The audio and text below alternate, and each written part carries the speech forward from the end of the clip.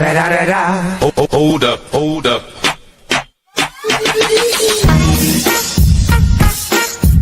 Yeah. Hold up, hey, woman. What's your name? What? What is your name? Tony! Fuck you, Tony! What's your name? Ezekiel! Fuck you, Ezekiel! Fuck you! Fuck you! No, hold on. Let me finish my point, you jerk. You don't call your dad a jerk. Well, you're being a jerk. We just had one of our guests on, Jason Fry, talking about the Celtics are going to win their 19th championship. So what have you got to say about that? Who this Jason Fry character is, he was talking about doing hard shit. Well, his prediction is bullshit. Okay. All right.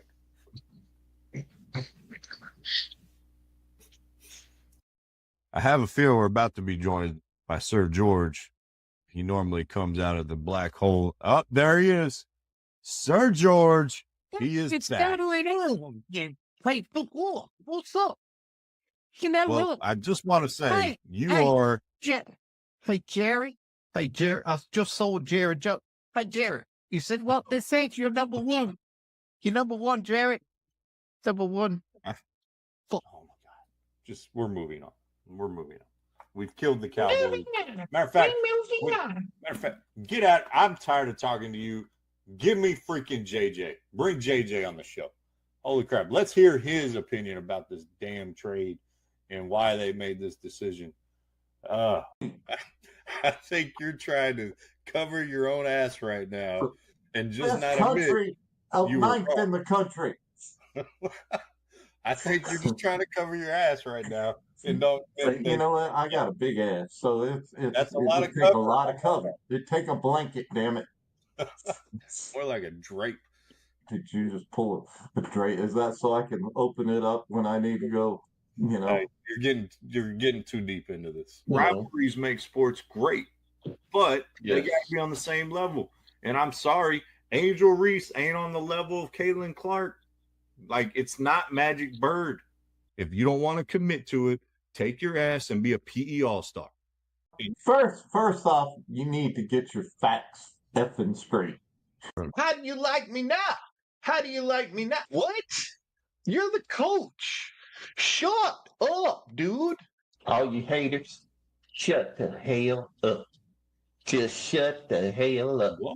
I won 5 Super Bowls, damn it. How dare you call the Cowboys a shit team? Watch the Cowboys. It'll be fun, they said. Bloody fucking hell, it was no fun.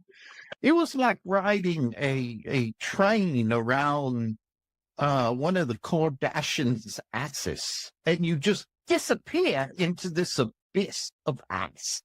Somehow he talked about buttholes that made me hungry for a PBJ sandwich. It's 35-7, and it's only 7 because you just scored. Shut up. Are you telling me coaches like Coach Popovich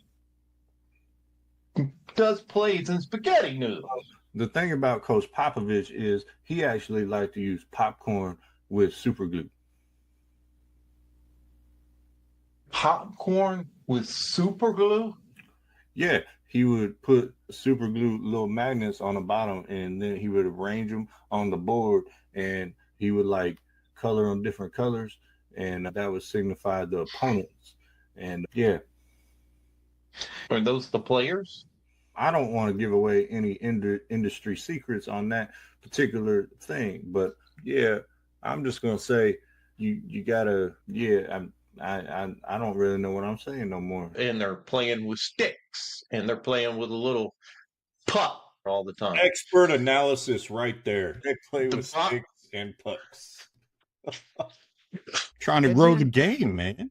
Global game. These people, they don't give a damn. Well, I don't really know, but it drives me nuts. You're almost going to laugh. I can see it. Almost fixing to lose it. It drives me nuts. Oh, man. Oh, you didn't know? Your ass better call somebody.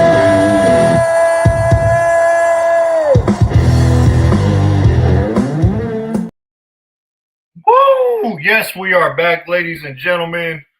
Oh man, you should have saw his face. He did not know the Ezekiel Tony thing was in the intro. Now, I think the old man may have been offended by it, but it is a viral video to add some comedy. So, folks, I am Casey, the remix schedule. He is Eddie, the original schedule. We're gonna adjust this. Yeah, there we go.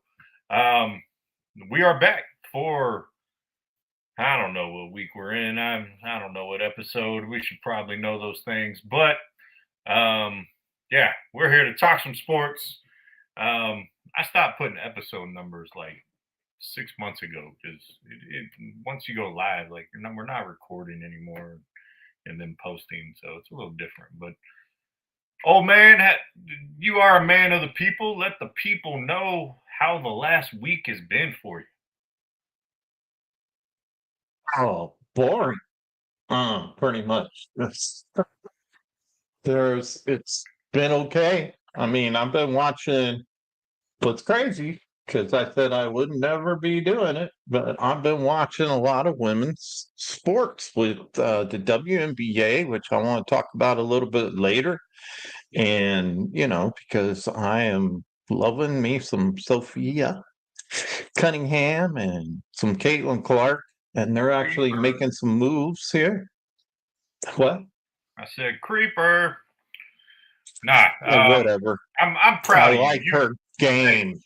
No, And then don't give me as her game. She averages 5 points a game. You're in love with her just like we all are because she is gorgeous. She's 6'2", blonde and beautiful, and she can play basketball. Like I'm not saying she's a scrub by any means. I Her just want passion is- if I ever meet Sophia Cunningham, I just want her to kiss me on the top of my head because that's about all she could do. So that's Yeah. all I want if I ever meet her. So For the folks Sophia, if you're watching, listening by chance, my dad there is you go. like But the other 4 foot. the other thing is the Athletes Unlimited Softball League. I always said if they had a professional women's softball league, I would watch that because to me, girls softball is a very exciting sport. They have 4 teams now, but we'll talk about that in just a little bit. But it gives those girls a chance to play professionally once they finish, and it's growing. Before we get to your joke of the day, you're starting off. You mentioned softball. I've been trying to get Maddie McKee on the show, one of my former students who I had in U.S. history class. Massive, great softball player for LSU at shortstop. Prayers out to her family. I learned yesterday that their house burned down. So That's not good. So I shot her a message. She's big time on TikTok and all that stuff. She's one of the originals. But back in the day, I remember her asking me in class, like, Coach, you want to be in this dance? Be TikTok famous. And I was like, I ain't doing that TikTok bullshit. And I should have did it. Maybe I would have been TikTok famous by now. But so prayers and thoughts out to Maddie's family. And I hope everything was hoping everyone's okay. I don't know any details of the story, but hope everyone's okay and y'all are taken care of. So, all right. Now that I've Debbie down the show, why don't you bring us back up with this lame ass joke that you have prepared? Wow, so I got to follow that. Someone's house burning down to try and that's really good segue, man. Good job. Cheers. Drink some more of that shit because that was terrible. Well, let me just say my joke. Well, I'll stay on the sad side because the guy who stole my diary went missing. So my thoughts are with his family. I see what the joke did there. I see what that did. Yeah. Awesome. Hey, what did the cow say to the leather chair? Hi, Mom. I was going to say something like we're family or something like that. All right, folks. Well, we got a jam-packed show. We had so much stuff last week. We dove into some subjects we probably went a little long on. So some of them carried over this week. We took some out. Obviously, it's a new week, new drama in the sports world. We're going to talk about it all. There's two documentaries and a podcast interview we're going to talk about. Really, I'm going to talk about them, and the old man's going to react because he doesn't like watching good television. He likes watching women's softball in the WNBA. So the two That was extremely sexist. it's just bad entertainment. I'm sorry. It's It good is for good what it is. entertainment. If you watch the Fever, it's like why was roller derby so exciting back in the day? Because Roller derby was never exciting. they were getting out there, getting after it, and that's what's going on. Every time the Fever plays, it is like a WWE event. So go watch the WWE. Like I don't want WWE with NBA and WNBA. WWE. So, anyways, the documentaries. There's two I want to talk about and an interview. One is I rewatched The Last Dance on the '98 Bulls, and I want to kind of give my revisionist review of that. And you've never watched it because, like I said, you don't like watching good sports television. And then there is my third favorite player of all time, whose jersey you can see on the wall behind me, Vince Carter. He has one on Amazon Prime called Vince Carter Legacy right now. It's really well done. And the question that I want to ask is his career a wasted career? That's the big question I want to ask everyone out there. We got the Major League Baseball All-Star Game. We got NFL, TJ Watt. What does that mean for the Cowboys? We got the NFL list of the top 100 players, 100 through 91. How do we rank those 10 guys? We're not saying they should be in the next group. We're going to rank those guys in that order, just those 10 guys. ESPYs were last night. Cooper Flagg did walk away with some hardware. Congratulations to him.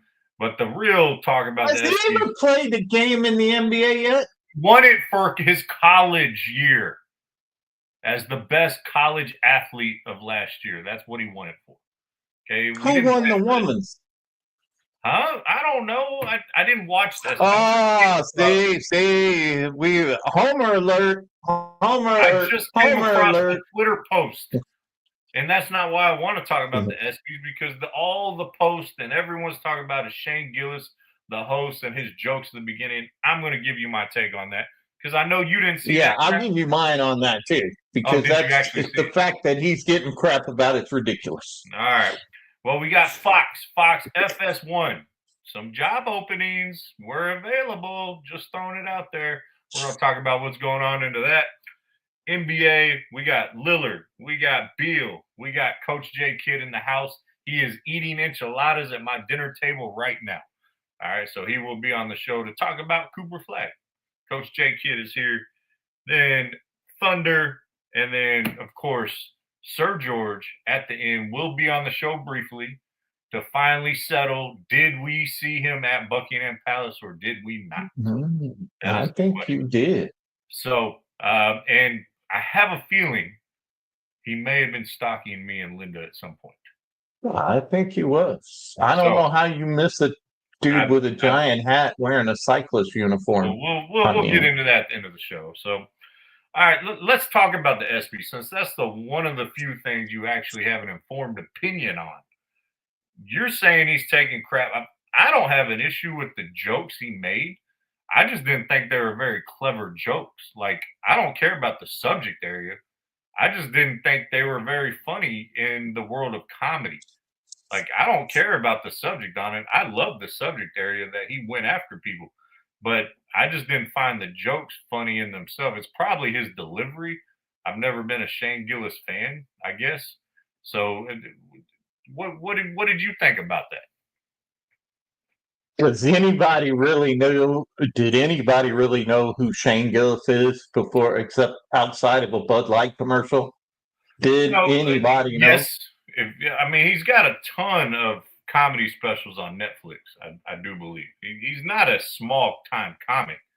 Like, well, Here's my whole damn thing. You invite a comic, first off, a guy who's kind of famous for being a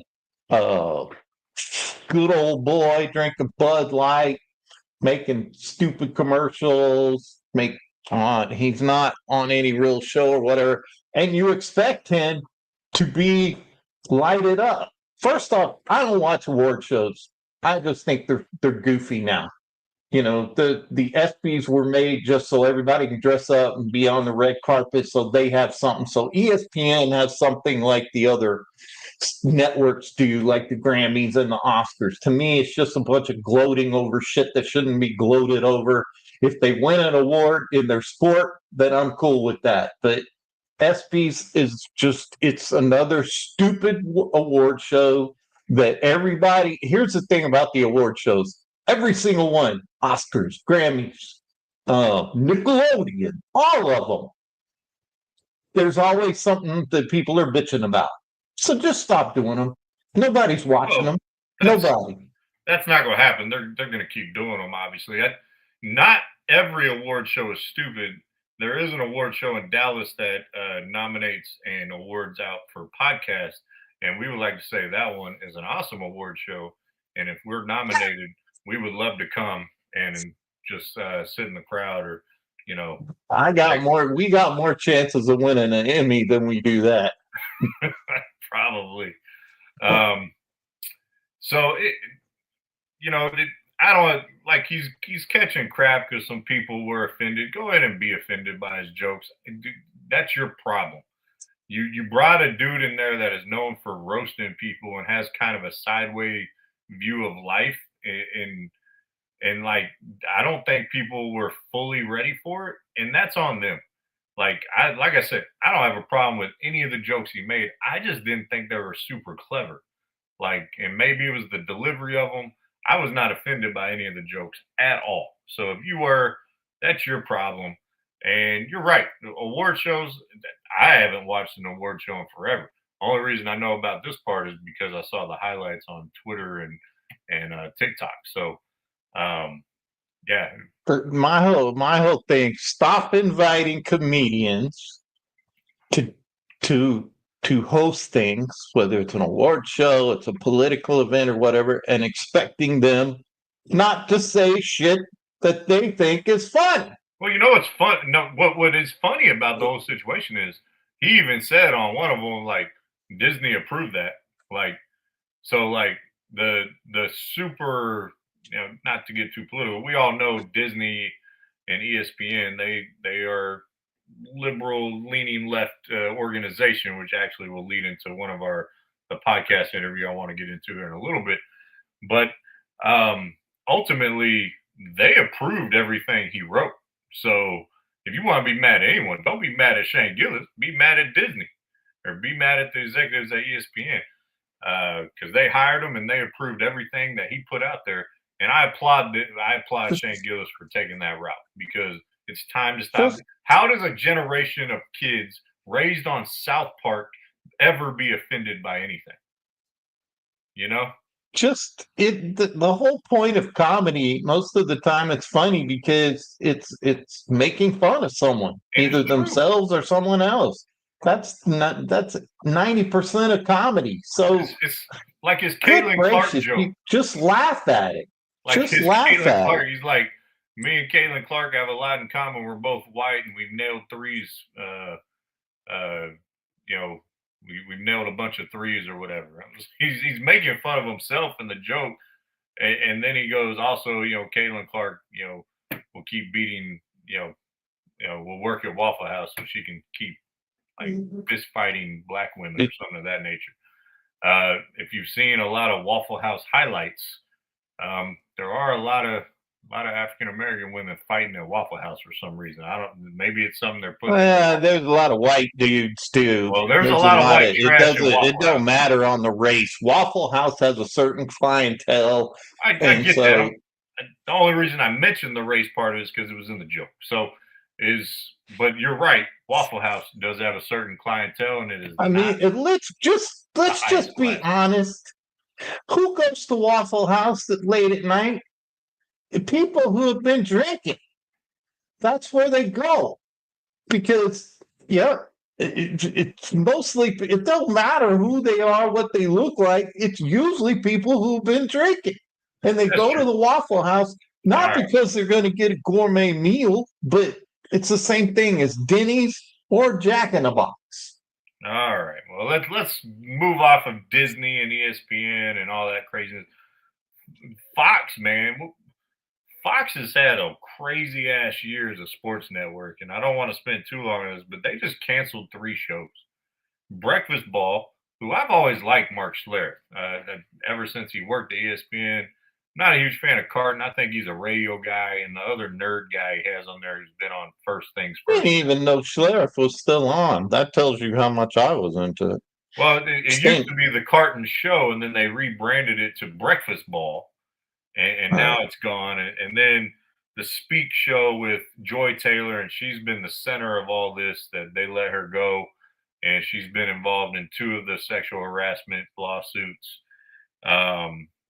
And you know, I never liked that with Keyshawn and Paul Pierce. It just there was no flow to it. There was nothing great about that. And the facility, I like the idea of the facility having all former players on there. I think Sam Acho is solid in a support role. Yeah, I feel like he does some good research and things of that nature. I'm not saying he's the greatest, but you know, after everything came out when Shannon Sharp left and the lawsuits and the sexual misconduct allegations and all that stuff, you know, it's a crazy network, and they're saying they're going to rebrand and put it on shows because I'll be honest, I don't want to watch Get Up or First Take in the morning on ESPN. I don't like supporting those shows. But when you don't have anything to counter it, it's kind of hard. And also when you put You in don't like Get Up? I like Get Up because I like Mike Greenberg. I've liked him since the old days of Mike and Mike. I think like him. Get Up's I pretty like good. Greenberg on Mike and Mike. I don't like the shady shit he did to Mike Golick on how he left Mike and Mike to get that show. So, matter of fact, That Mike wasn't Golick, really. I'm not going to put that on Greenberg though. I think that was more of ESPN and you know, I speaking think of there was Mike more Golick going on Jr., behind the scenes. But, Mike Golick Jr. responded to me on LinkedIn, by the way. They're starting. yeah, I saw it. Oh, they're starting a podcast on the Irish. I invited him to come on the show. He did not respond to that one. So I was like, That's "We're because you're a nobody. we are You can't be a nobodies nobody. nowhere, apparently." I've sent 5 DM messages to Jimmy Johnson, just saying, please, man, just come on, please, please. Hey, we need to get the message format that Dustin and on the tires or on the Bearded Bros, man, because they're booking everyone. They just had the Michigan gymnast on last night. I hopped on the Yeah, show no, last I night. was listening to their show. That was pretty cool. Did you? The I hopped on for a little while, by the way. I would But what was I going to say? You know, we need to, and if any of them are listening out there, we need to get some of your Lake Creek folks who have moved on to college. You know, there's a lot of good ladies in softball that are playing for some of the big programs now. Maybe even if you were friends with that softball coach that won those championships, something like that. Have some of them on Coach would be Roach, fun. I'm not friends with Coach Roach. I'm Oh. friends with her assistant that left as the head coach down at Tidehaven now. I don't know. I was thinking about reaching out to some coaches in the area and having them on the show and stuff like that.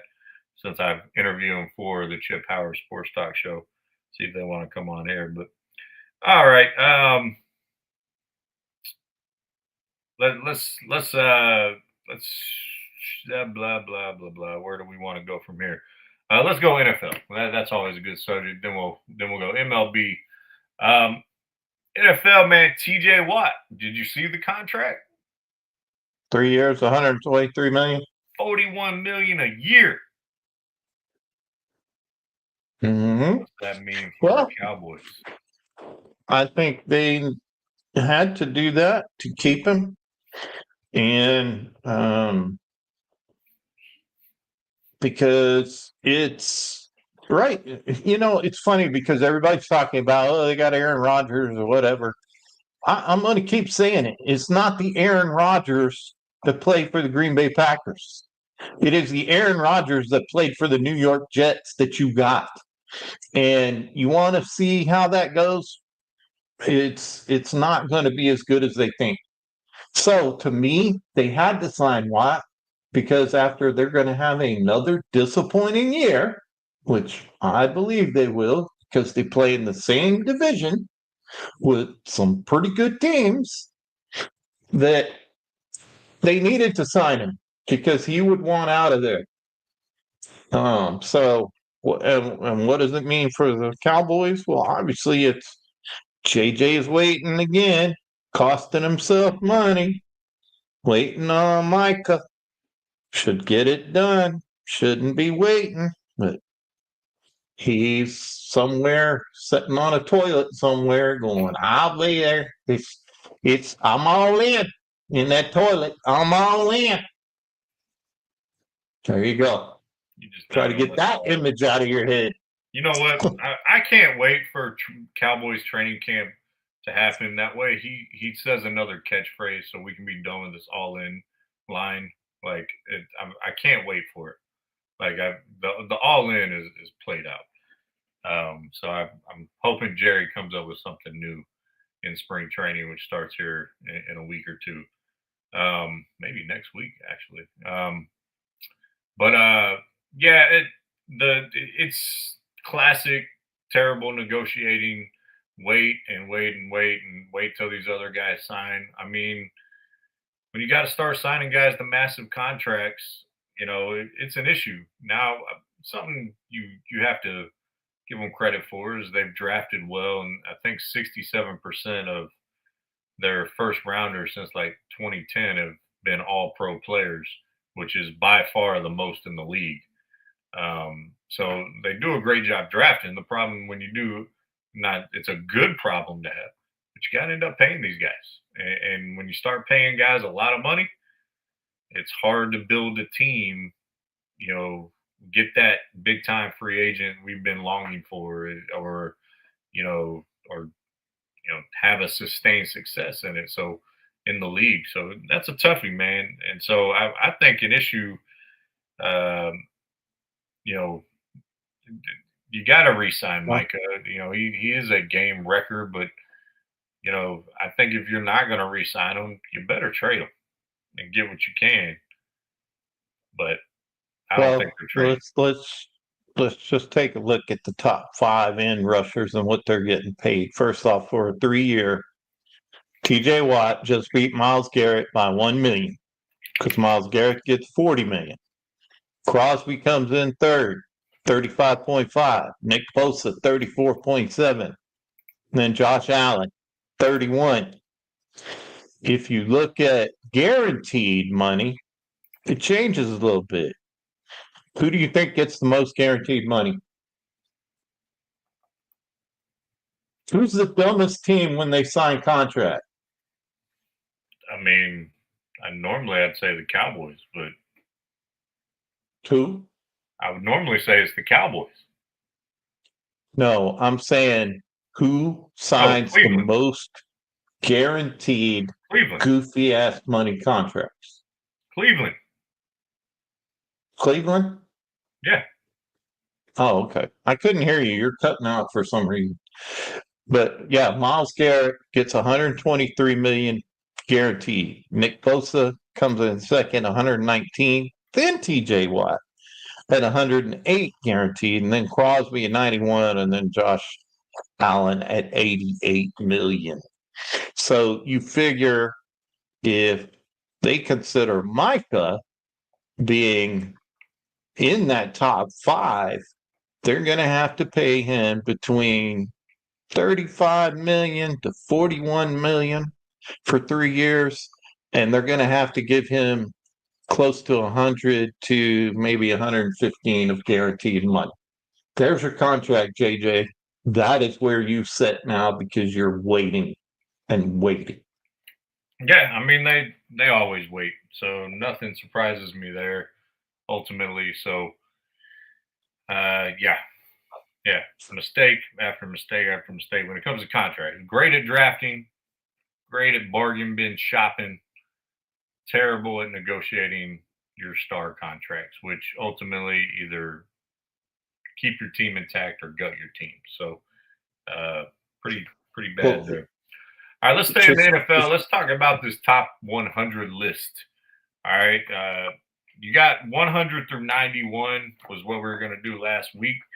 do you have a And graphic for this? I don't, because there isn't a graphic out there that I could find. Okay. Unless you find one real quick. Well, just keep going. So at 100, it's Lad McConkey, the wide receiver from Chargers, followed by Leonard Williams, defensive end, Seahawks. 98, Aaron Jones, running back from the Vikings. 97, Drake London from Atlanta. Levante David, the veteran linebacker from Tampa Bay at 96. 95 is Josh Sweat, the outside linebacker / defensive end from Philly. Porta, tight end at 94. 93 is Creed Humphrey, the center from Kansas City. Jesse Bates III, the free safety from Atlanta, who I thought the Cowboys should have signed last year.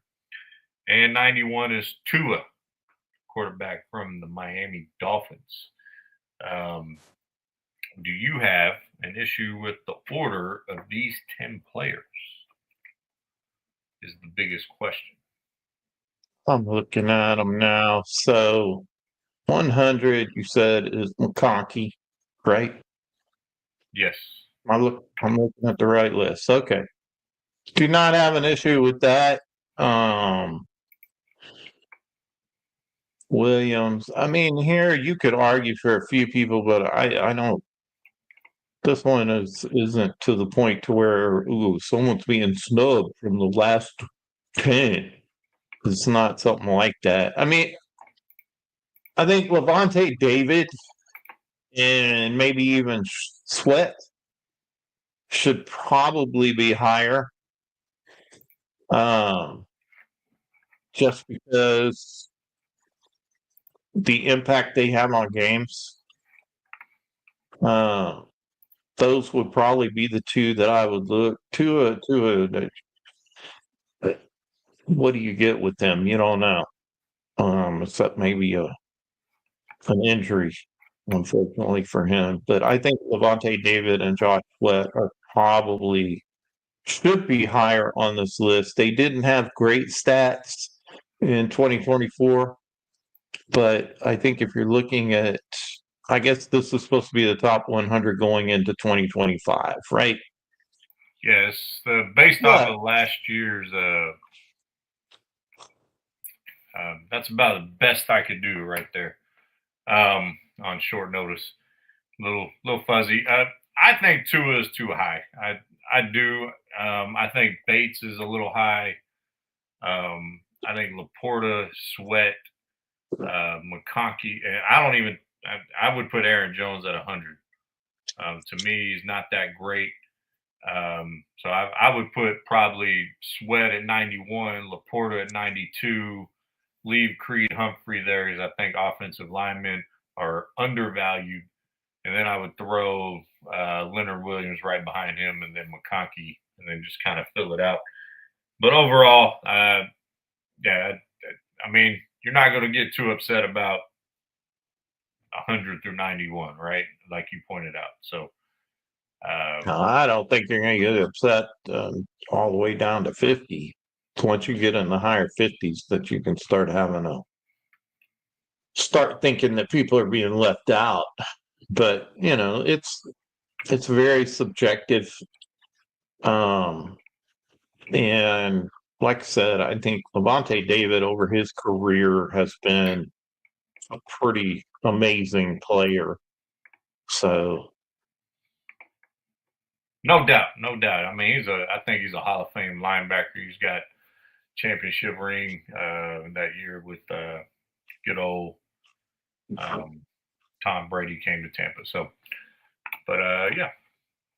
So solid list. We'll get into the 90 through 89, or I'm sorry, 99. No, I'm losing my mind. 90 through 81 next week. If I could do I think that. it's I think it's time for a commercial. Commercial break followed by our whiskey of the week. So All go right. ahead, play the commercial. Have you heard of the DISC communication tool? Yes, most people in business have. But there is a new tool out there that is tailored for leadership teams. It is called the DISC Work of Leaders and focuses on 3 main areas: vision, alignment, and execution. This amazing assessment is not just a game changer. It is a business strategy necessity if you want to create sustainability. Let's be honest, a lot of executives spend many hours in HR dealing with people issues, and that happens because of reactive leadership. If you are sitting in HR trying to figure out what happened after the fact, then you are not able to concentrate on running your department or business, and it steals your time. Email us or call. It's free to talk about it and learn how to become proactive in your leadership. Big or small, we have a plan to build on your strengths and an action plan for your challenges. Join Eddie Schedule, our CEO and founder, for a quick video on what a report does for you. Head over to our website and scroll down to see this amazing video of the DISC Work of Leaders tool. Thank you for watching, and we look forward to hearing from you. Well, all right. Easy Leadership. Check it out. EasyLeadership.com. Get some, it's about the middle of the year when a lot of people are sitting there and senior executives and saying, you know what? We're 6 months into this year and my staff are a bunch of idiots. So they need some training. They need some coaching. Easy Leadership is your one to call because you don't want to end up being the CEO and the chief people officer on a giant screen at a concert getting called out. Did you happen to see that? Oh yeah, I did. So did all the nerds. Unbelievable. It's Yeah. all over the internet. That's not sports, but goodness gracious. How about that? Yeah, that's crazy. Hopefully it was not drinking the whiskey of the week. I ran up. It is frosty cold from my freezer. Elijah Craig small batch. All right. Kentucky straight bourbon whiskey, proof 94. Delicious stuff. So yes, that is the whiskey of the week. So shout out to Whiskey Valor, who was on the show last week, who I'm trying to be our title sponsor. So if you want to sponsor us, you know where we're at. All right. Yeah. You need sponsors. All right. There's 2 documentaries and a podcast interview I want to get into. And the first one is The Last Dance. Almost everyone has seen The Last Dance except the guy next to me on the screen.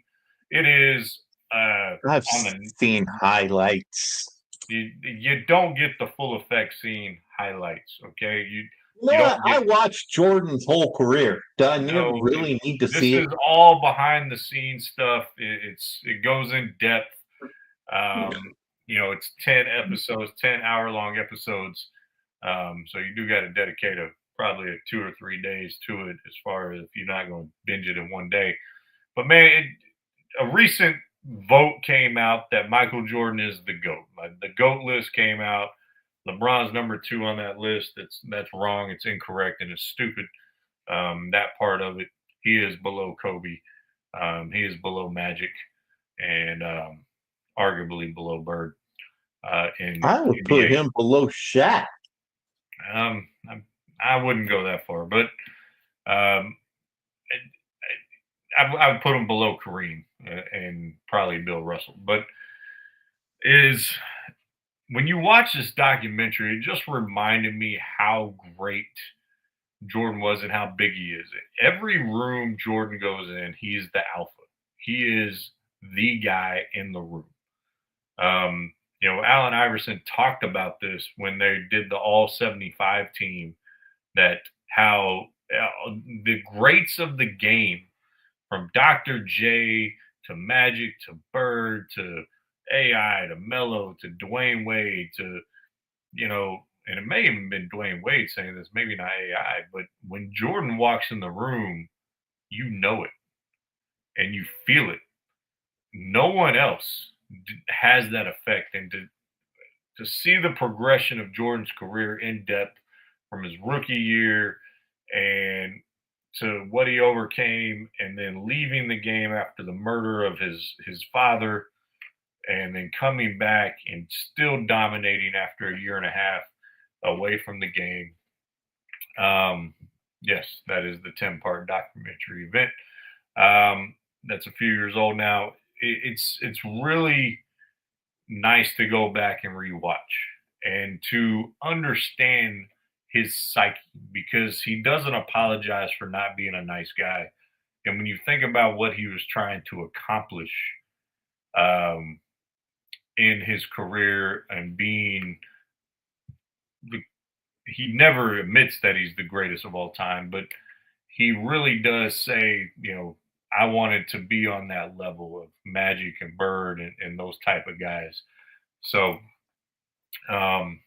it's one of those things where it's really interesting to go back and rewatch.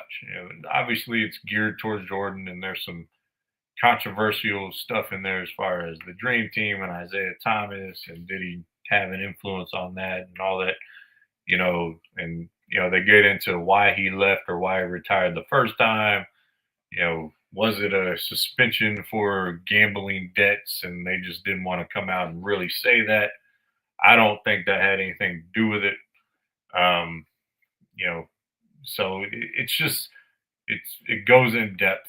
And if you go back and rewatch it on what he overcame and how much he played, there was no load management back in the 90s. I think it's, without a doubt, you can't help but say he is the greatest that's ever laced them up on the basketball court when you go back and rewatch that. It's not an argument. And let's what made him great is there was never a question about his heart, his work ethic, and his longingness to win and be great. But he wasn't a prima donna. He wasn't, like what we see with LeBron. LeBron, to me, is a crying prima donna. And like I said, his statue outside of the Lakers or Cleveland should be him laying down on the ground looking up at the ref. Like, why didn't you call that? I think it should be Because I the flopped. one where he's jumping up and down, throwing a tantrum. I think it should be that. Yeah, throwing a tantrum like a little kid who didn't get his G.I. Joe with the Kung Fu grip in Walmart. But that's the whole thing of what made Jordan so great, is because there was never a question. There was never controversy around his attitude toward the game. Even when he left to go play baseball, everybody's like, what are you doing? But his drive to be a winner, and ultimately that's why he left baseball, because he realized he didn't have the same type of skills. Well, they hold on, had to win championships or play at a high level. So hold on. Yes. An interesting part of The Last Dance, it does talk about him in baseball, and the owner of the Chicago White Sox and Terry Francona, who was the manager of the Barons at the time. We know he's a World Series, champion manager now when he was with the Boston Red Sox. They all say, that was a lockout year when he left. And they tried to play with replacement players in '95. And he said, I'm not crossing the picket line. I'm not going to play a replacement player. So he left and he started going to Bulls practices in Chicago. And that kind of rekindled what he was ready to come back. The McConkey and Terry Francona both said if he would have been given 400 to 600 more at bats, he probably would have made it to the majors, which I thought was really interesting to say. And they said his work ethic, you mentioned it already, his work ethic is second to none in sports. He may have partied hard, You may have played cards, you may have gambled, you may have played a lot of golf, you may have smoked a cigar before the game, but nobody ever questioned him ever coming ready. And what's interesting about it is that Kobe had this viewpoint because of Michael Jordan, but I think it originated with Jordan, and he got it from the old school players. Was he knew it was his responsibility every night to be on the floor and play, and to be ready to play because there's someone who spent money on tickets, who saved their money to watch him play, and will probably never get to see him play again. I never got to see him play in person. And, I lived right down the road from the Mavericks, Reunion Arena. Never went to a game when he was playing. So that kind of stinks for me. But I saw him on TV all the time. But he understanding he had of his responsibility as a player, you don't see in today's NBA with load management and guys taking nights off and how many guys play 80, 82 games every year? Not many anymore. These guys knew the responsibility of this is my job. I'm playing a game. My job is to be there to perform for you. And I think today's athlete, like LeBron James says, no, you're here to see me. It's all about me. If I want to take a night off, it is what it is. Like, I don't have a responsibility to you as the fan anymore. So that hammered home in The Last Dance. So I know you haven't watched it in depth. Pops, I suggest you do it. It is a great 10-parter on, I think it's on Netflix right now. And so, yeah. The second one wanted to get into was Vince Carter's legacy. Now, Vince Carter, he's right here on my wall. He's my third favorite player of all time in the NBA. I'm not saying he's the third best of all time, just my favorite player. It's Jordan, Dirk, and then Vince. Half man, half amazing. Vince Carter, Air Canada. After watching the documentary on Vince Carter, I wanted to ask, was it a wasted career? Because the game came so easy to Vince Carter.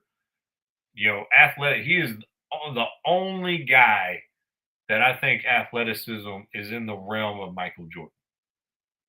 That's the only guy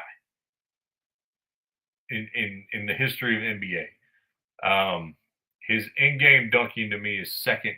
I think his in-game dunking is actually probably better than Jordan. When you talk about just dunking the basketball in game. Was it a wasted career because he never won a championship, never got to a finals? What do you think? I mean, I know you weren't a big basketball guy when he was in the league, but I know you know of Vince Carter. Is a guy who played 22 years, did he have a wasted career? Well, here's how I'm gonna put this: is that if it's a wasted career, then why is his jersey behind you on your wall? It's not a wasted career. He got to live the life, and he got to play the game. Now, did he ever win a championship? Nope. No. Never even made it to the Eastern. I think he made it to the Eastern Conference Finals once, maybe. So would we say, like, a guy like, I know it's not basketball, but a guy like Dan Marino was a wasted career because he didn't win a championship? Everybody knows his name. Yeah, I mean, Dan Marino left the league as the all-time passing leader as well. Like, Vince Carter didn't leave the league as all-time greatest anything other than dunker.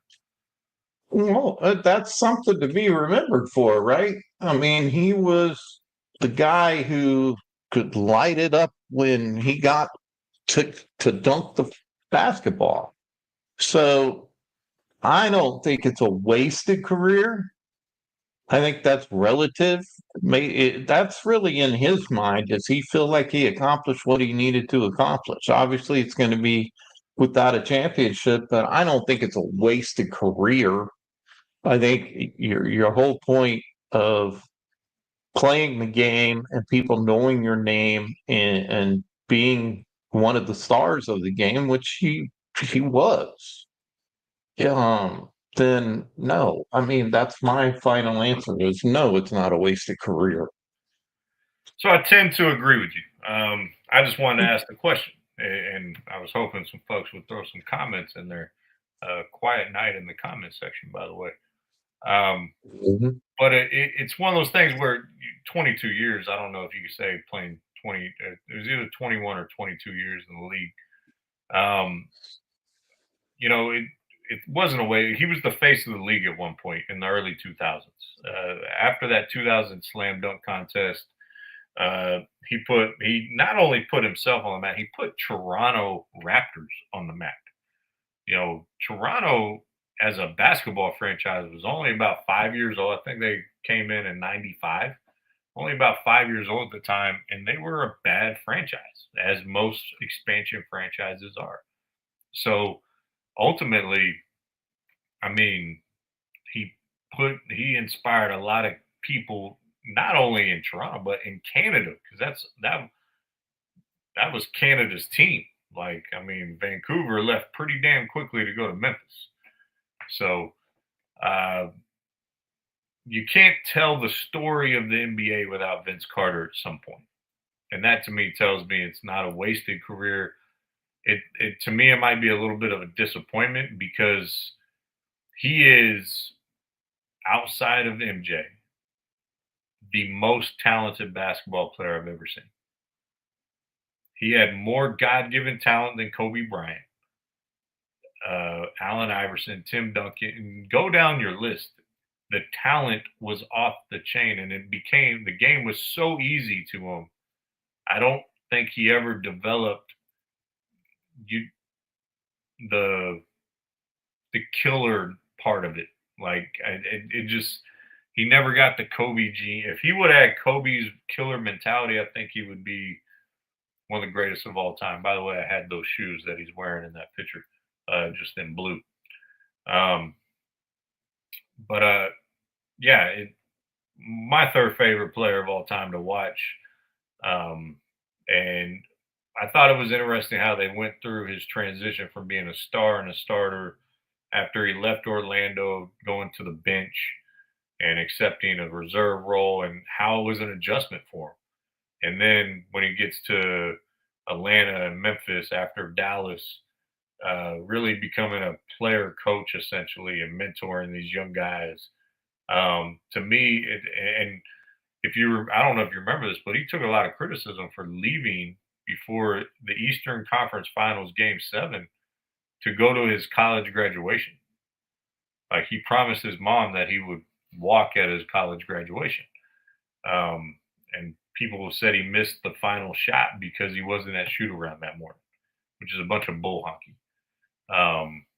To me, he is just one of the good dudes to ever play the game. And he's also, like I said, the second most talented basketball player I've ever seen. So, all right. I said this in a message in the notes to you, and I didn't know if you were able to catch any of it. Apparently, you were watching softball. I was watching the British Open right before I came across this. But Sage Steele, one of my favorite sportscasters, interviewed Sam Ponder, one of her really good friends, who was dismissed from ESPN last year, almost a year. It was in August. Both of them left ESPN because of tweets and their views on world issues and sports issues. And I wanted to talk about it because, one, it is sports related, but it's a real interesting interview if you go watch it. Now, I haven't seen the last 45 minutes of it because I didn't get to see it, but I thought it was interesting that everyone dreams about going to ESPN. I remember when do you remember that reality show they had about becoming an ESPN anchor? Like that was a Yes, I big deal, do. being an ESPN Well, anchor, working there. And Sam Ponder talked about how getting to that level, she was like 25, 26 when she got there, or when she became on the major network. It was real interesting on how she talked about it, how it turned her into a negative person. Um, and how it wasn't all it's cracked up to be. And since she left, she said, I needed to, obviously you don't ever want to be fired from a job per se, but she also found her way back to faith, and found her way back to the church and God. So it was a real interesting perspective on listening to their conversation with Sage Steele and Sam Ponder, and they go into the loyalty of their friendship, and how when Sage Steele first got to ESPN, like the women at ESPN didn't help her at all. They saw her as competition, as a threat, and how toxic the workplace was, especially between the women at ESPN. It's a real interesting perspective that you don't ever see, because you don't see the off-camera stuff. You only see Sports Center and that type of thing. So it was a good reminder of, yeah, the paycheck was, they didn't make any qualms. It was nice money, but it was like it's not all it's cracked up to be, working there. So I think that's an important message, where you think you want to be somewhere, you get there, you have some success, and it's just, and they said it was constant stress, and you're always in go mode, and you don't have time. When people reach out to you, it's always because they want something, because you're on TV. And it was actually a really emotional conversation between those two, because they're real friends. They reminded me of, like, me and Damien, for those who know, my best man at my wedding. And it was a real unique dynamic. And so it's definitely worth the watch. It's about a 2-hour conversation. I'm gonna watch the last 45 minutes tomorrow. Um, so, but they let Sam Ponder go because of the Leah Thomas situation, of that dude swimming with the women, and all she wanted was the women on the team at Penn to be able to say their piece, and ESPN was suppressing that, and they didn't want it. They're like, not doing this. And and they go a little more in depth into, you know the, the how ESPN didn't even want to have the debate or have the conversation. It was, no, we're going to pump this out here. And then she felt like the last straw for her was when, at the ESPYs, or Women's History Month, they gave the Women's History Achievement Award to Leah Thomas. And it just, so well, it's to me what it is it's unfortunate that society now is it's extremes, either one way or the other. yeah, When I was growing up, even when you were growing up, people could think differently, have different opinions. And that was okay because there wasn't this social media, this connectedness of 24 hours a day of people who really, you don't, all it takes is a keyboard. The person doesn't necessarily have to be a smart person. The person doesn't necessarily have to be a astute person. yeah, But they get behind a keyboard, and enough of them get behind a keyboard, and now you've got a group opinion of something, whether it's right or wrong. Whether it's and the problem is that, to me, we've gone to the point of everything is extreme, and sports is not exempt from that. It's just like we were talking about the guy getting crap for his jokes or whatever. If you hadn't watched the ESPYs back in the day, you wouldn't even know what people are really talking about, and it wouldn't have been a big deal. right. But now because everything is streaming here, streaming there, it's live or whatever. People probably in the mountains in Afghanistan probably know about that story because it's like I don't know who Sean is, but he's an asshole. You know, but that's just how it is nowadays. Yeah, So it's it's one of those things where I thought it was real interesting that Sam Ponder and Sage Steele, they are pioneers in their industry. They worked in a male dominated industry for so many years, and Sam Ponder talks about Sage being the first one having the courage to step out and take the hit and have the courage to say that this is wrong, and it cost her a job, and ultimately Sam Ponder, she said she didn't have the courage. Like, she would push the envelope a little bit, but then she would always revert back. Like, nah, I'm just gonna go with the flow. Like, she says she regrets not standing up sooner, because she talks about for Women's History Month, they wanted her to pick a woman who is influenced or she thinks is courageous. And her first thought was, I want to pick Riley Gaines. And, but she's like, I don't think they're going to go for it. So she just picked her mom. Um, and so, but she's like, as a journalist, as a sports person, I see the value in platforming Riley Gaines at that time.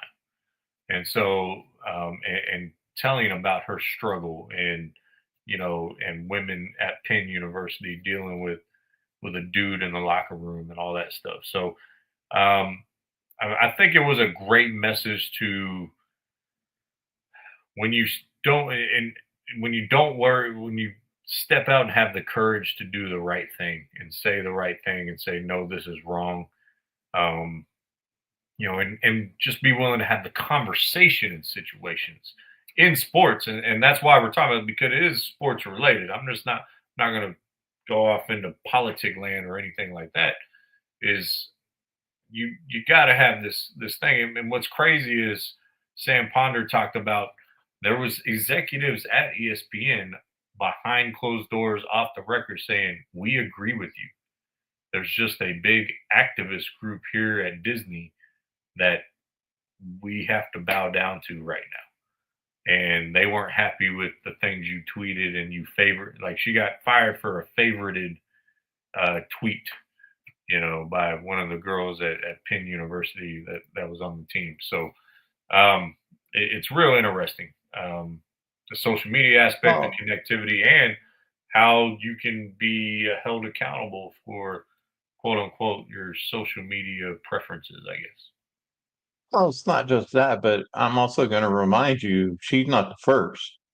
Michelle Tafoya was one of the first to be let go from a sideline reporter because she spoke her mind about what she thought. And that to me is just sad, is that if you can't be who you are, then you're just part of what I call the superficial America. And that's the book I'm writing, America the Superficial, because everybody, just like you're saying, there were people behind the scenes saying, we agree with you. But because we got to look like we don't, and we got to look a certain way, which is completely superficial Right. and filtered, that these things happen. So I just wanted to throw Michelle Tafoya in there because she's been she was great on the sideline. She's one of the few sideline reporters I could actually watch because she was smart and she knew what she was talking about. Well, and So, there's not only executives, but there's ESPN personalities that told her that as well and said, but I can't lose my job. Like, I have to support my yeah. family with it, so I can't step out. It was like, I remember when Dan Orlovsky, who not a huge fan of, but he wouldn't come out. He tweeted something and then deleted the tweet because it didn't jive with the quote unquote trans movement on those type of things. So I think ultimately, uh, if you don't have the courage to stand up with what you think is right because you're worried about a paycheck, you can't be who you are meant to be in that profession. And Sam Ponder talks about the superficialness of, and you add being a woman being on camera, and they kind of go into aging and the pressures on that, and then you get this young hot girl out of college who can take your spot because she looks better and is articulate versus there's a lot of interesting dynamics to the Sage Steele Sam Ponder conversation on the Sage Steele podcast show, and it's definitely worth a look. So all right, let's move on. I mean, I know you're going to move on, but I'm just going to say that the people should be able to talk about everything and it be okay. It should not, and that's why it's always now if everybody says they're taking sides or whatever, it's not taking. We got to get back to just having a different opinion, talking it out, and find a middle ground, man. We got to find middle ground again. Well, I mean, if we're getting all serious, I guess middle ground is lost in today's world, and people forget we actually have more in common than we have differences most of the time. There are certain things we experience differently from different cultures, different races, different fluency levels, but for the most part, when I was growing up, most kids had Pogs and know what Pogs are. Most kids played N64. Most kids, depending on where you're at small town Texas, you probably rode in the back of the truck and went to the lake and had a kid blow off his finger from a firework at some point.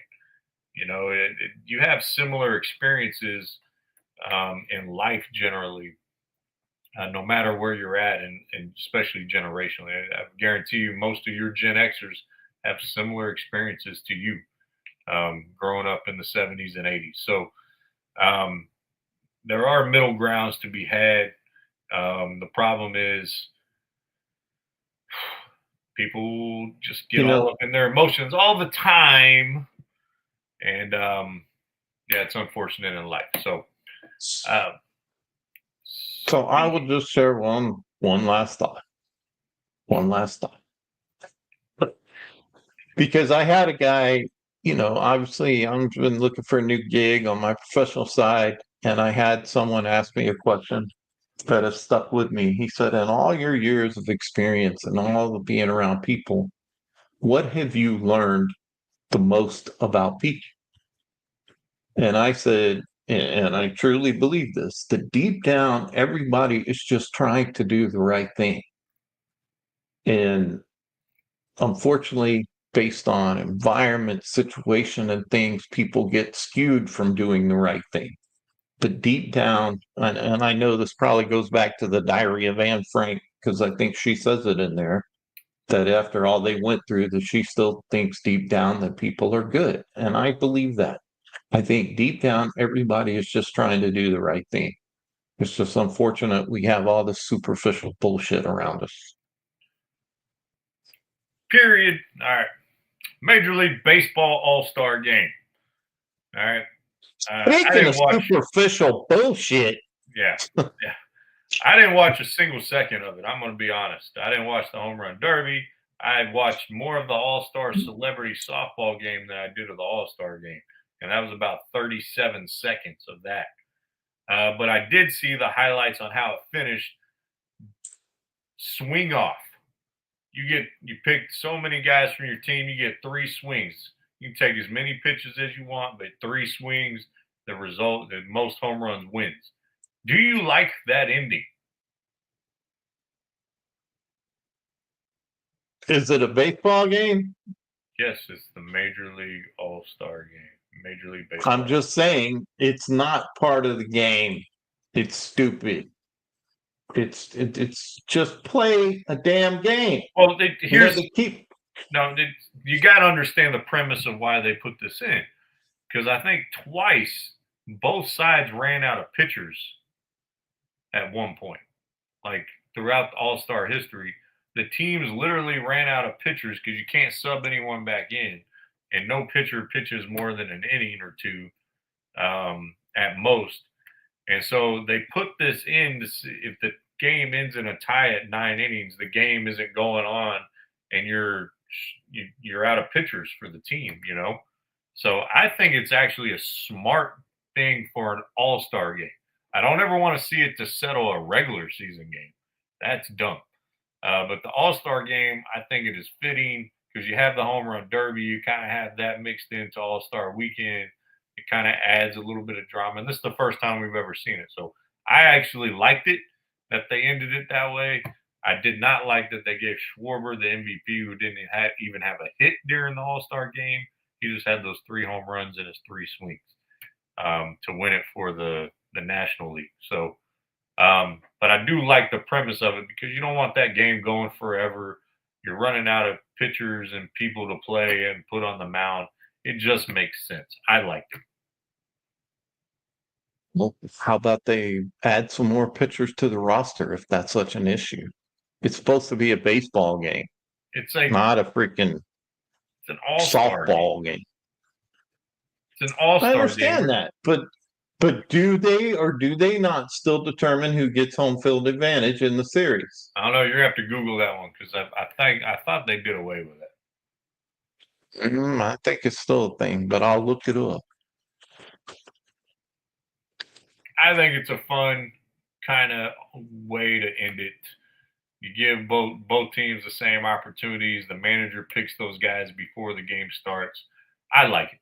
It ends it. It's not dragging out, and you're not playing subpar baseball with it. So. Oh yeah, they did replace it, so I guess that's not a deal anymore. There you go. So. Well, that didn't last long. No, it lasted a little while. All right, we're gonna get to NBA and J Kidd, and then Sir George. So we're coming towards the end, folks. I think we need another commercial. All right, go ahead.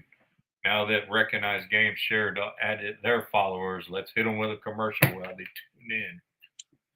Are you tired of paying hundreds of dollars for assessments that only work for one client or one session? What if you could create your own custom assessments tailored to your coaching style and your client's needs without breaking the bank?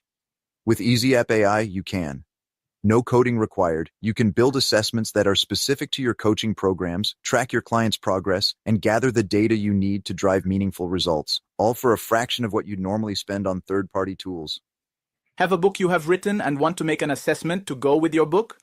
You can have one in 15 minutes with this amazing AI. Seriously, if you can think it, you can build it into an app for pennies. Why pay for assessments when you can create your own? With Easy App AI, the power to design, customize, and deploy assessments is right at your fingertips. Take control, save money, and elevate your coaching business with ease.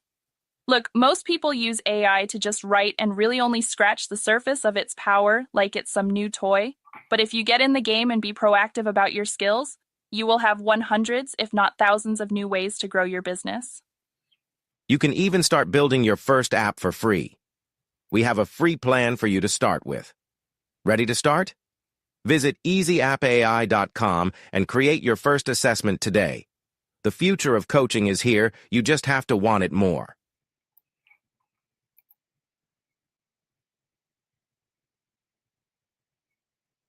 All right, there you go. Check out easyappai.com. You got to make shorter commercials, man. That was 30 seconds. You like need to grow some patience. You need to make like a hospital and get some patience. Oh my God.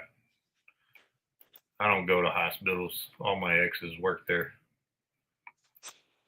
All right, so what's next? Damian Lillard, our man D. Lil, going back to Portland. What a stupid thing on his part. Go to a contender, dude. What are you doing, Damian Lillard? I think it's a dumb move on his part. What do you think? Recognized Game, you're watching now. You just shared. You chime in because I know y'all like basketball better than the bald-headed guy next to me. But anyways, Damian Lillard, Portland, mistake. That's my thought. You think it's a mistake? Yeah. He's 34, 35 years old. Go try to get a ring. He's not winning a ring in Portland. Since when do you think these basketball players, of any of them, care about winning a ring anymore? Give me a name of someone in the league right now you think is focused on winning a ring.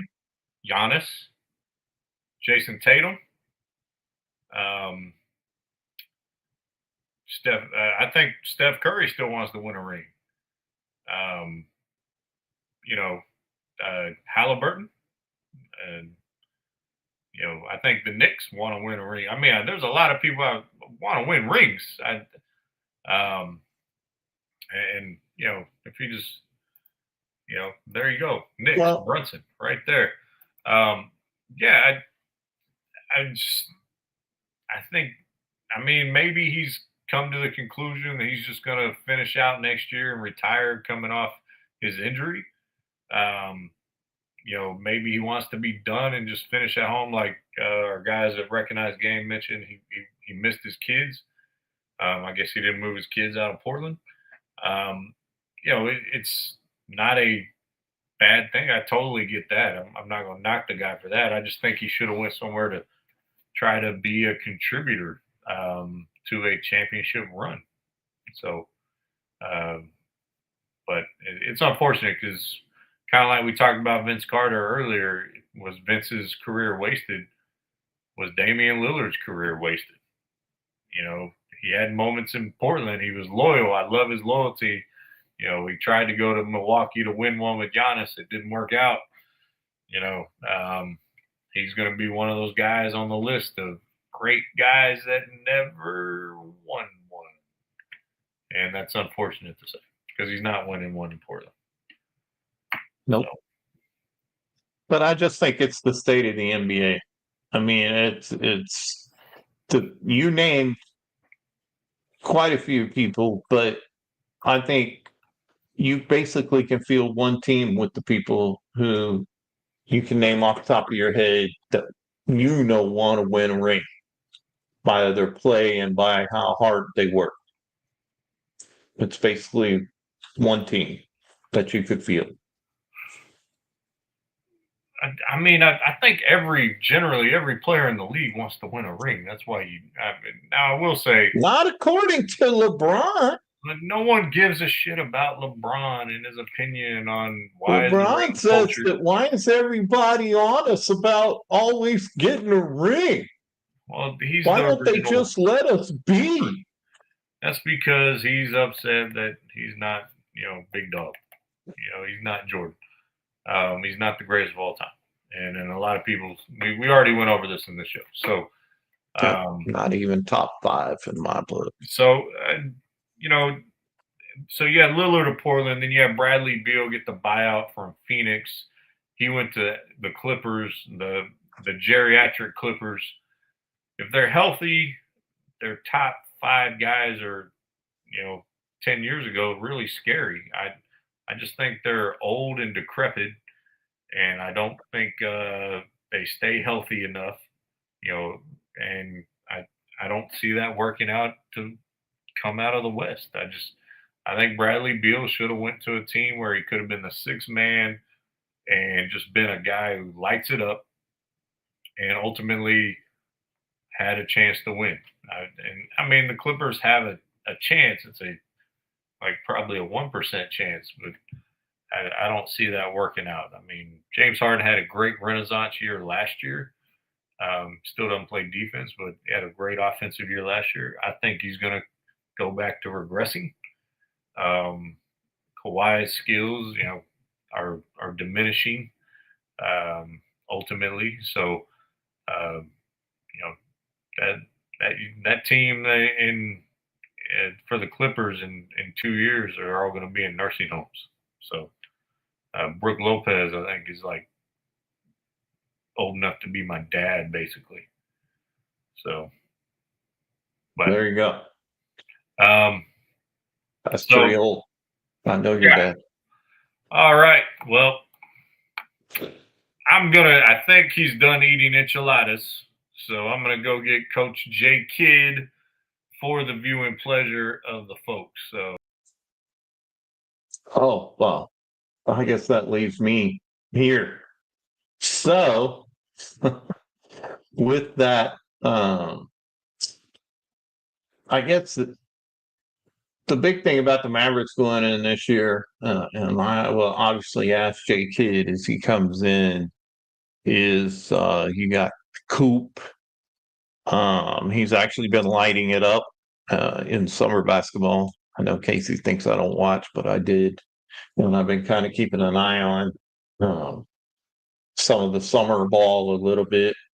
But he did set out the last one I watched. They're playing Philadelphia in the Vegas games that they were playing. But and there he is. It's been a while since Mr. Kidd, Mr. Coach Kidd, Jay Kidd has been on the show. So let's just lead it off there, Coach. Coop. The Coop has flown into the coop of the Mavericks. yeah, So, what are your feelings and thoughts about him joining the Mavericks at that number one pick? yeah. I like Cooper Flag, and I just wanted to remember or remind everyone. I wore my shirt today to remind everyone I am a basketball coach. Just to let everyone know I didn't. Is that for everybody else or is that for you? Just so you don't forget. No, that's for everyone else. I wake up every morning with a note on my mirror in the bathroom that tells me I'm a basketball coach. So, well, that's better than waking up with something else. So there you go. Well, I do wake up with a never mind. I'm not going to get into that. You mentioned Cooper Flag. A great move by our GM Nico. We said from day one we were on the same team, even though last time I was on the show I said I did not endorse his plan, but I do endorse his plan. So ultimately, so all is forgiven. At least for me, I'm just a basketball coach, and to add the spaghetti noodle of Cooper Flag to my dish of creating a playbook is like it's like getting a whole new meat sauce and being so delicious. The players are going to be scrumptious. So some new spaghetti noodle to go on the plate. Okay, well, so the Luca was kind of like chicken parmesan. It's gone. It's out. Now it's spaghetti noodle. Luca was like the fat you trim off the chicken parm before you cook the chicken parm. Now I have seen Luca starting to look a little bit shredded in some pictures lately, and if he would have did that when he was with us, he would have never been traded. So yeah, I'm not sure what happened there, but I will say Cooper Flag, since he got in the building, I mean, he is young enough to be my son, and I think I'm gonna adopt him. I'm gonna talk to his parents and officially name him Cooper Kidd. Yeah, I'm not sure you can adopt somebody after they've become an adult like that. How old is he now? Well, he's 18. He'll turn 19 in, December, which is a great month because that's when Christmas is. And Christmas is my favorite holiday because I get presents like shirts that remind me of my profession. Okay, well, are you going to be wearing a sweater that says you're a coach then? No need to wear a sweater because it's July and there's no reason. I meant during Christmas. Well, it depends where we're at Christmas. I think we're at home this year on Christmas Day, or we may not even be playing next year on Christmas Day because of the Luka trade. But I will say, I love chocolate covered donuts. What donuts? You just went, wow. Okay, that was yes. Wow. Oh, okay, so you like frosted donuts? That's interesting. And very weird. But okay. Coach, so there was a little turmoil this year. Talk about trading you to another team as a coach. Was that stuff true, or how did you feel about it when you heard all that? And could you put your spaghetti or your frosty donut down to think about it long enough? Well, the rumor was to the New York Knicks. So if you're going to make accusations of the inappropriate nature, you better get your facts straight. I would have loved to coach Jalen Brunson and that crew. I think Tom Thibodeau did a great job of not getting the job done. And I feel like I would have been the missing piece to get New York Knicks to a championship. But once we got the number one pick, and once Nico actually committed to taking Cooper Flag, because there was rumors he was going to trade it for like I don't know some guy named I don't know, it was some French kid. I can't remember his name. I think his last name was Baguette or something like that. But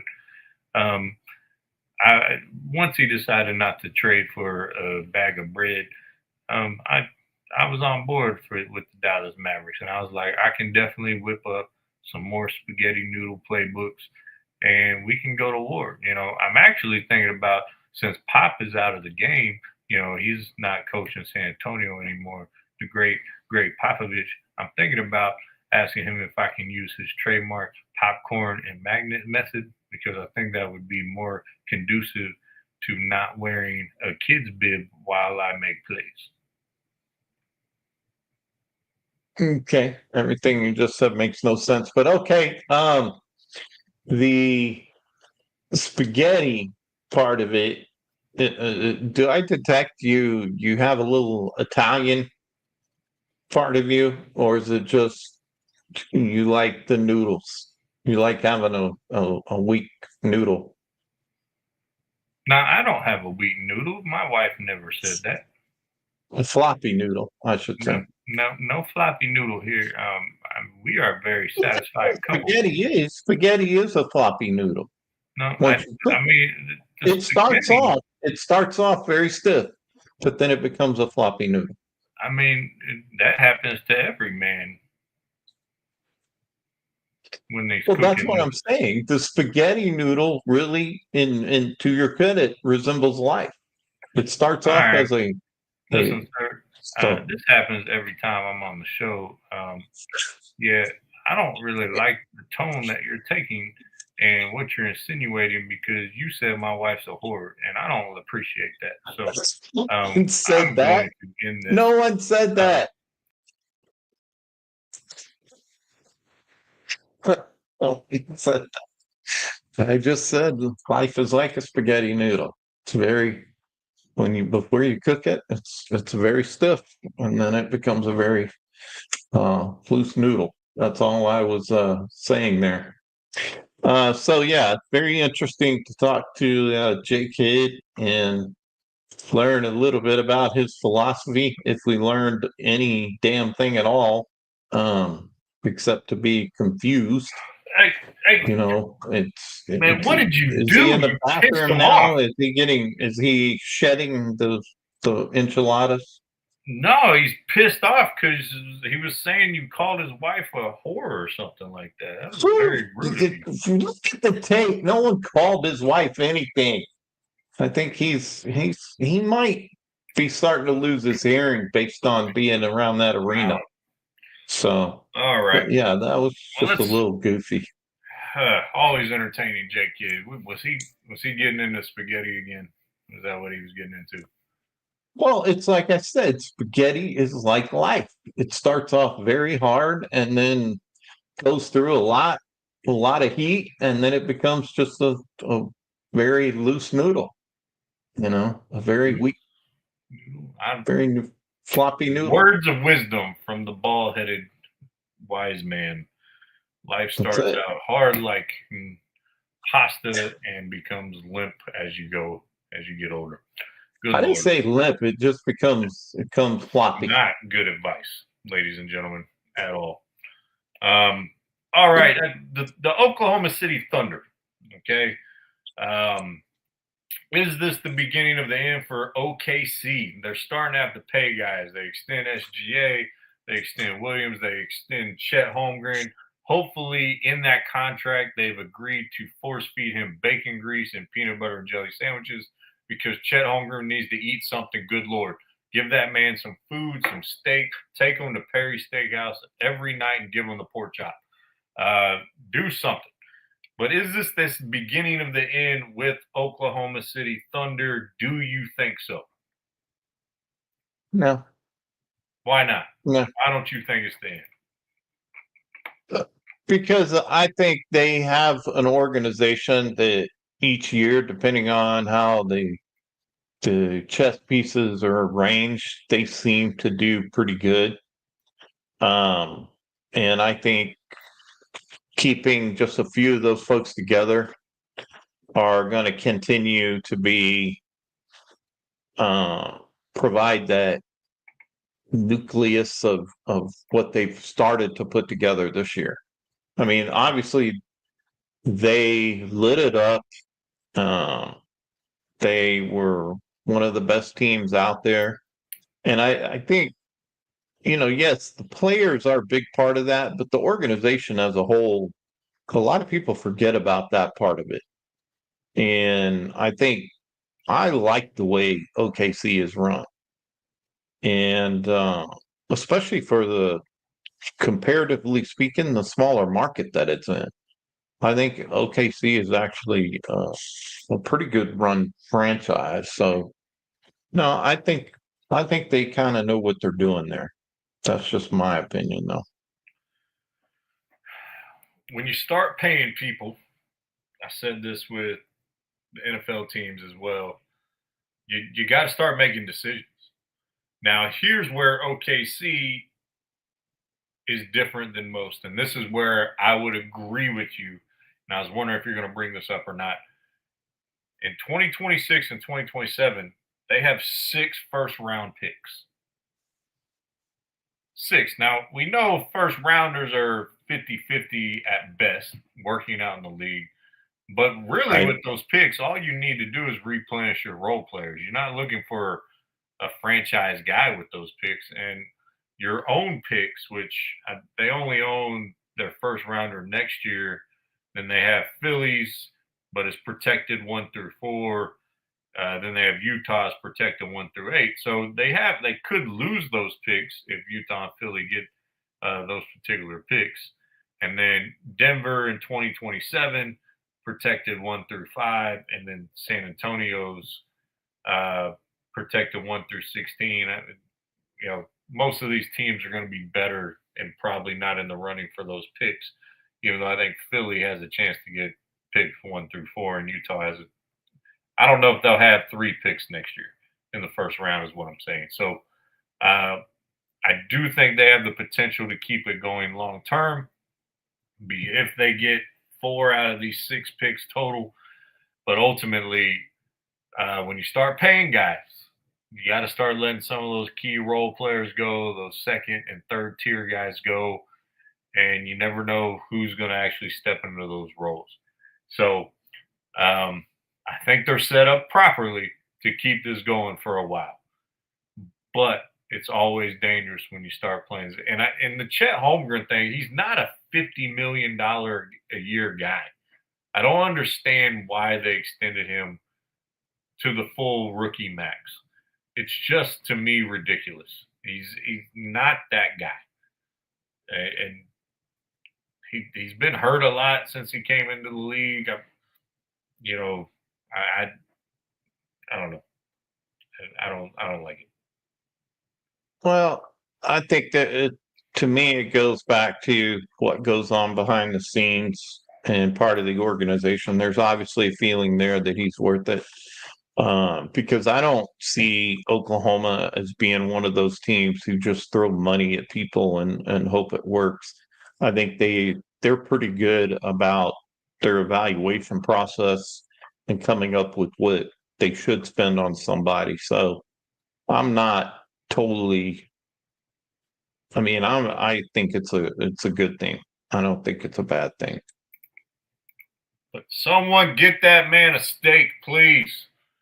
Watching Chet Holmgren is the most painful basketball I've ever watched in my life. Okay, he is. I'm afraid he's going to break in half when he's running down the court.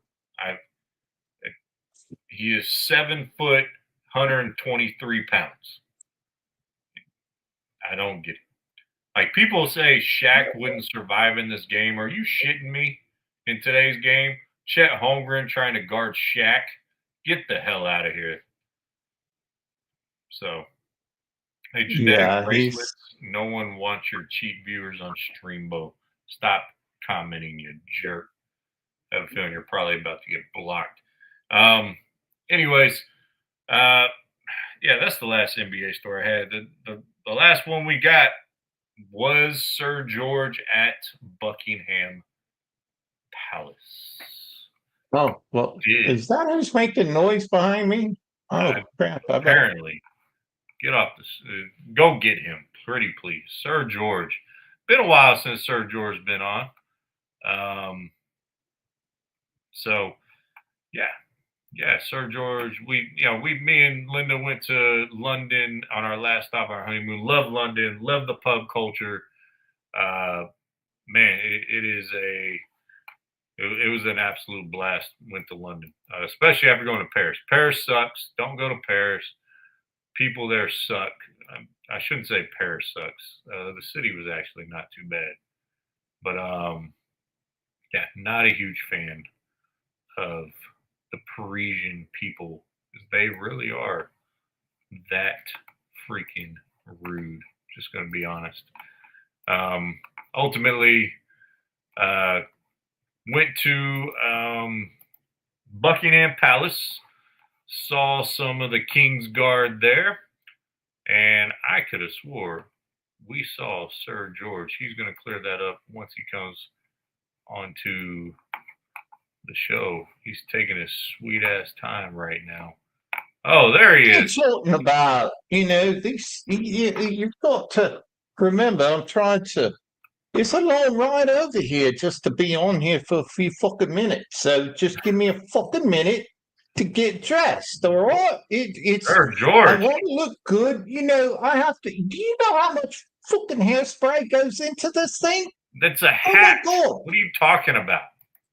It has to have hairspray to stay up because when I come to this bloody humidity hell of Houston, it's everything. My hat wants to go just like that, just like you was talking about the spaghetti noodle. It goes, whoop, and then the next thing you know, I look like a bad Elvis impersonator or something, some bullshit like that. So, but the question you have is whether I saw you in London. Well, bloody hell, I did. I saw you, and you didn't even notice me. That's what drives me crazy because you and your lovely wife, oh my God, you somehow out of your league, my friend. She's beautiful, and I don't know what happened there that she saw something in your ugly ass, but thanks. But yes, why the hostility, George? When you were standing, I think you guys were on the street looking in front of Big Ben or somewhere. I stood in your picture and you didn't even notice me. I have the picture. I think you're talking bullshit right now. Who's that? Who is that right there?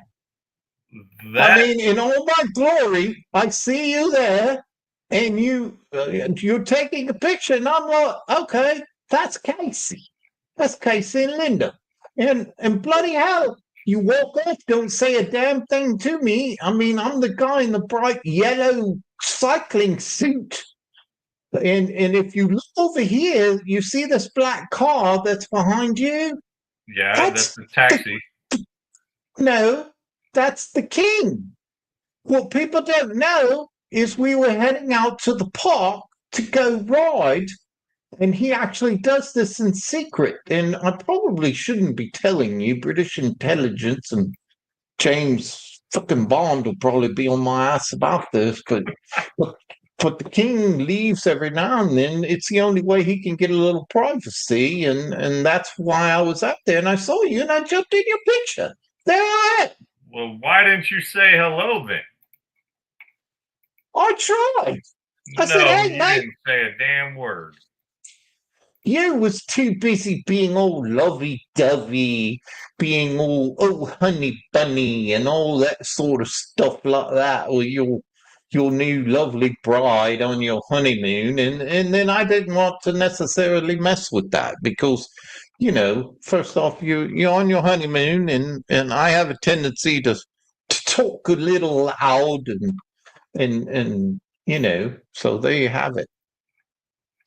But I look good in that picture, don't I? I mean, it's. I think, you know, a lot of people say pictures make you look fat. That one actually makes me look very nice in that one. I'm not going to argue there. I feel like you may have doctored that picture a little bit. No, I don't think I doctored that picture. That's straight. I got this off your Facebook. No, you didn't. That was you in uniform right in front of me right here. I don't know if that's. Look at the stomach touching out. The hat's crooked. That Sure could that wasn't possibly you? be me. That's, you know, obviously, you can see the difference of what happens to my hat when I come to Texas. See, in London, my hat is fully filled out. My hat looks good. I don't require a lot of hairspray. But now here, it's like it's bloody skinny. That's my bike riding hat right there. That's what that is, and that's, you know, so it's a little bit skinnier. So that's my bike riding hat. Oh, good Lord. Well, Sir George, since you missed us, you know what you been up to other than guarding the king? It's been a while since you've been on the show. Did you go on a little holiday at all? Have you traveled? Have you done anything interesting other than take the King Charles to the park? Well, I did take a little trip. I went to India, you know, and I had a little bit of fun in India, but I went over there and I don't know if you know, you have a following in India. There's people there because I showed up and of course I'm wearing my hat and everything and a guy comes up to me and says, "Hey, so George, you're the so George."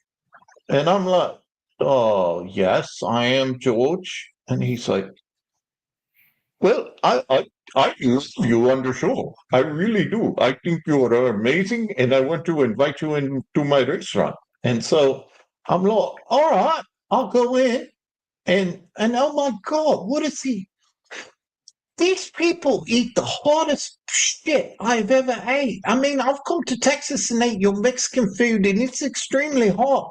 But Indian people, what? It's no wonder this. I don't know. Do they stock up on toilet paper? What do they do? They use a They must do bidet? something. What? Yeah, it's ridiculous. They By the bought me way, something. Sir What? George, I had the fish and chips. It was solid. I did love the sausage and mash. That was pretty good. There was a Did you see that we all hang out by our pubs I did at see that, night? and I love that. You couldn't trust people here in the States with that. Like we'd Right. be too stupid with it. But I will say the pub culture is real there. Absolutely loved it over there. So next time we will have to have dinner, and you can show me to what pub you hang out at after you get off duty. Said duty. Anyways, but yeah. But appreciate you jumping in the All right. picture there, even though we apparently were too lovey-dovey, and thank you for the compliments on the wife. So, Yes. but Yes. you know, You. season 2 of Dallas Cowboys is coming up here pretty soon. Hopefully, it's a better season of you watching the Cowboys I know last year was a little bit of a struggle for you being introduced to American football. Hopefully there's a better product, but I'm looking forward to seeing your reactions on the Dallas Cowboys and the NFL as a whole. I think there's a couple games in London next year. Well, yes, there is, and they need to put a team here in London, so then I can have a football team that I can actually root for, instead of you making me watch these bloody Cowboys with this bloody bullshit. We think they're going to be great, and then they find a way to just suck your heart out of your chest. It's like it's I don't even know how to describe it. So, but well, all right. I've got to get on a plane back. So, like I said, you have the picture. You know it was me. So I was there, and we will catch you next time. All right. All right, folks. Sir George, been a while since we've had him on. He was there in London. Unfortunately, we did not link up. He photobombed us. Can you believe that shit? But yes, next week we'll be on 7 p.m. All right, on Thursday, live as always. We'll have a new whiskey of the week. Be interesting to see what the sports world hands us in the next 7 days for the show. So that'll be always an interesting world. Sports world always gives us things. I think training camps are starting here pretty soon. The Open, I think, is being played in Scotland this year.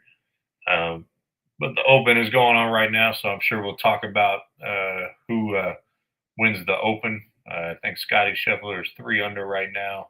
I know he's not the low round. I think the low round was 4 under today at the Open. So, but well, yeah, it's about time we're going to end. But let me just put a shout out to the Indiana Fever and the WNBA. They are moving up and playing well. They're above 500. They weren't looking that good, but I think the Indiana Fever and the WNBA is actually something. Right, you might as well just put them on your background. Like the Indiana Fever right now are your wet dream. You should just put them on your background. Why can't I root for a team? See, why we got to go there? Why can't I just root for them because I think they're good? 3 weeks ago, you gave 2 shits about the WNBA, and now all of a sudden you're like, "Ooh, the Indiana Fever." Like that's because we needed a hero on that team, and Cunningham is the hero. Now, Caitlin came back. I think she won an ESPY last night. She probably did. And she also hurt her groin again in the last game. And she's also becoming a whiny jerk on the court when it comes to referees. So you might want to be careful she's not becoming a diva. She starts becoming LeBron. You're not going to like it. Have you seen them play a game and what gets done to them? They literally it's like I said, it's like a WWE. They get thrown onto the floor and the refs just look at them like, oh, well, sorry, you're Caitlin. So we let it happen. Well, I think what you need to do is you need to watch different WNBA games, not just the Indiana Fever, and compare to see if it's happening to other teams as well. You do realize that they do play another team, right? So what I'm saying is, see 2 teams that Caitlin Clark is not involved in, and see if it's the same. That's the only way you can do proper research here. Because right now you got a slanted view through your Sophie Cunningham goggles of love. I just want a kiss on top of my head, Sophie. That's all a lot of men do from her. So probably a lot of women too. Whoa, easy. What? It's 20. Well, there you go. On that note, I think we are going to end it. So, well, back next week, 7 p.m. The self-proclaimed greatest father and son duo will be back. I think we might have Bill Belichick on next week too. So Belichick. All right, it's been a while since the impromptu interview. Belichick. Who knows? Maybe Jerry. Maybe Boach. We haven't had B Boach in a while. It was probably post All-Star time to interview good old manager B Boach. So we'll probably have him on next week. We'll give him a holler. But folks, all right then. For all my former teaching colleagues, enjoy your last couple of weeks of freedom before you got to go back. For those who don't know, I did give it up. So I'm going to miss All right. a lot of folks in the professions. But all right. All right. All right. All right.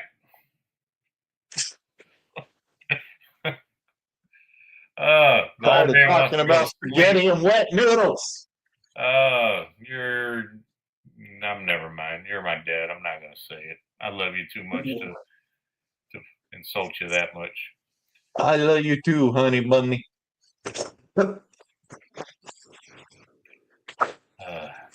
See what he does. He forces me to be mean to him. That's what he does. It's like a glutton for punishment. All right, y'all. Peace. We're out of here. Peace out.